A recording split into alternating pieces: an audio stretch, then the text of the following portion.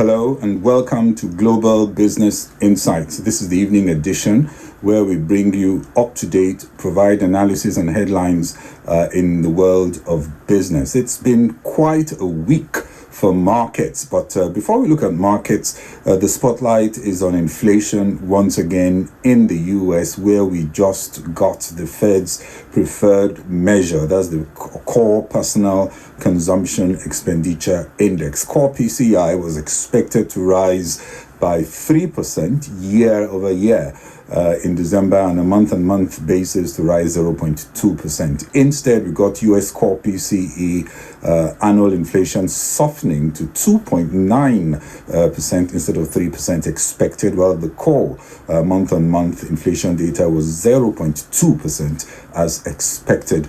All this as the economy showed remarkable resilience despite high rates, with the latest real gross domestic product growing 3.3% in the fourth quarter. Again, more than expected. So you've got two sets of data in the right direction from the perspective of the Federal Reserve. Other stories making the headlines: Intel stock now down 12.25. This is just 20 minutes after open, 12.25%. And indeed, after announcing that weak guidance for the current quarter, we also will discuss Apple as it warns of issues for iPhone users as they're beginning to comply with new EU laws. Tesla also recalled 200,000 vehicles to fix the software issues. Tesla shares opened up 1.03%. That's a bit of a surprise given the challenges Tesla has been facing. And we'll wrap up looking at how stocks are doing in the main global markets. And to inflation in the US, which is in focus, markets are seeing a strong chance of the Federal Reserve keeping the policy rate unchanged in January and March. Month-on-month core PCE inflation was 0.2% as expected, but higher than 0.1% last month. Overall inflation was constant year on year, with the headline personal consumption expenditure inflation remaining steady in December at 2.6%, in line with expectations. The personal consumption index measures the change in goods and services consumed by all households, including non-profit institutions, and some items and expenditures in the PCE index are not covered in the CPI, which perhaps explains why the Fed prefers this measure of inflation. The Consumer Price Index, that's the CPI, measures out-of-pocket expenditures of all urban households. The good news is that the gain in the core personal consumption expenditure price index, which includes the more volatile costs of food and energy, slowed to 2.9% year over year in December. The slowdown does not look enough to push earlier cuts with the economy looking so resilient, but we'll see how the Fed reacts to some of this data as they prepare for their next meeting. US GDP growth is better than most large economies, but the flood of job cuts is continuing, which gives cause to interrogate if the growth is inclusive enough. Yesterday, we again saw fresh announcements on layoffs, 1,900 workers. That's Microsoft from their gaming division. Paramount also said they need to be leaner and spending less, while Levi's said they were cutting as many as 15% of the global staff all in one day. These job cuts are not having apparently a noticeable impact on the unemployment data, which is still at an all-time low. Also, a positive outlook in an environment with scarce skills may encourage many to hold more staff than they really need because of difficulty in filling gaps that may arise in the near term.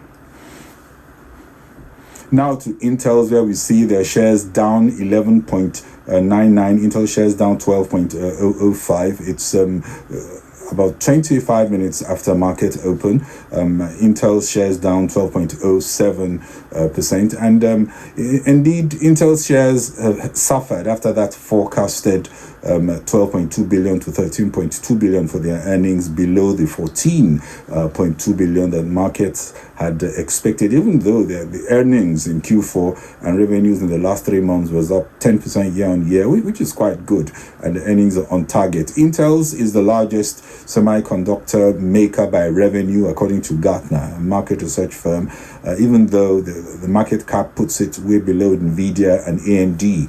But on Wednesday, they also announced opening of their latest chip manufacturing facility in New Mexico. Intel is also in the middle of a multi-year turnaround process to put the semiconductor maker back on top of the chip world after losing market share to the likes of TSMC and AMD. Intel stock was up 67% over the past 12 months, as at yesterday before the announcement of this revision to their forecast. The semiconductor chip business is at the core of the boom in new technologies, and Intel is well positioned, especially as the US is also highly supportive of expanding local production to reduce any vulnerability to Asia. Still on market open at the New York Stock Exchange, we saw American Express, their shares up 7.7%. This is about 25 minutes after market into the market open. This is after the card issuer reported quarterly earnings below estimates, but offered strong guidance and more dividends. Strong guidance implies they still the wealthy having a healthy appetite to spend, which helps it makes the business model. American Express announced Q4 earnings of $2.62 a share, less than $2.64 expected, but better than $2.07 a year ago. Revenue came in at 15.8 billion, just shy of 16 billion expected, but better than $14.18 billion a year ago. Amex, American Express, has a strong position with small businesses, and they are also looking for a stronger position in the B2B payment space. American Express has also been successful in repositioning its cards to target a younger demographic. We looked at Apple in the morning, where we spoke about new EU rules that could result in issues for its customers. Apple shares, as we speak, up 0.07%, about 28 minutes into the market open on the New York Stock Exchange. The increasing tension between regulators and big tech is looking like the new normal.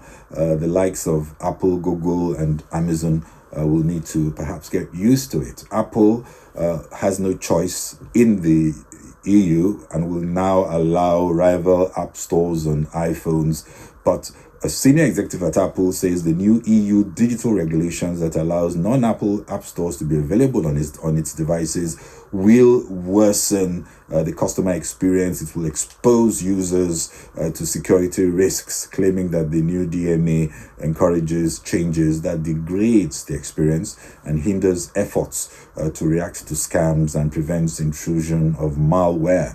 If Apple is not motivated to develop a cost-effective technical solution that protects customers while obeying DMA rules, I guess someone else will. The EU expects the large tech companies, including Google, Amazon, Meta, Microsoft, to inform Brussels by March how they are complying with the act, which is aimed, of course, at eroding their market share and getting better fairness in markets and giving customers a better deal.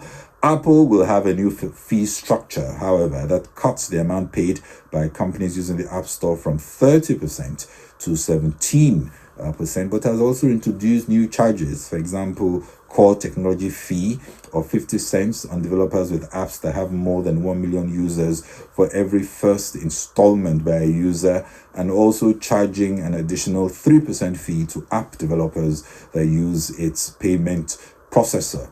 Epic Games chief executive Tim Sweeney had unsuccessfully sued Apple in the US over its App Store, claiming the company was forcing developers to choose between either using its App Store or face new junk fees. Also, new rules ensure developers are no more obliged to meet Apple's demanding standards, which Apple says reduces risks to its customers. Apple is making also changes, such as having a way to set an alternative browser to Apple's Safari as the default on their devices. Well, Apple may have a point. It's unclear to regulators whether the status quo delivers better customer experience or just acts as a barrier for other developers. What is clearer is that Apple can no more expect to keep other players out of its devices or making it more expensive for them to do so, as this unfairly glues loyalty to the Apple ecosystem. The customer ultimately must have wider options, especially outside the Apple the Apple family, and the regulator has a duty to ensure customers are protected and also be allowed to make choices from wider alternatives. As more power shifts from device makers to customers, it could also mean some of the risk is transferred. Customers will, however, appreciate the trade-offs and will decide rather than have device makers make the decision for them, especially when they have an interest to maximize their market grip. In the UK, a similar update to the rules, we understand, is also in progress. And more challenges for Tesla. According to the National Highway Traffic Safety Administration, they say Tesla is recalling nearly 200,000 cars due to a software instability issue that prevented the rear view camera image from displaying. Tesla shares plunged over 12% yesterday. Tesla shares are slightly up 1.21%, so there's a bit of recovery as we speak. But yesterday, their shares plunged 12% after Elon Musk said growth would slow this year, even after price cuts, which are hurting their margins. Softer demand from China, of course, isn't also helping Tesla. Tesla said they are focusing on a cheaper next-generation electric vehicle to be made at their Texas factory, but that would be in the second half of 2025 and should, of course, boost deliveries. Finally, on markets, US futures were negative ahead of open. They opened mostly mixed. Around few hours after open, we saw markets in positive territory. Now they're back mixed. Really been a day of a lot of volatility. Nasdaq, as we speak, it's a few minutes to 6 p.m. That's 1800 GMT. Nasdaq is down 0.44%. Dow is flat 0%. S&P 500 is also down 0.21%. So it's not quite clear how the day will end as we speak. The Nasdaq, which was down initially, seems to have recovered from earlier losses, but it went back into negative territory. Some of the major US stocks we were talking about, American Express is still up 6.18%. Intel's down 12.05%. That must be a huge drag on the Nasdaq. Tesla slightly up, I would say flat, 0.52%. Apple also flat, down 0.77%. Bitcoin seems to be back up. It's up 5.27% today, 41,890. That's about a few minutes to 6. Well, that's it from me. Thank you for watching, and do have a lovely weekend. This is Bodio Shosami. Bye-bye.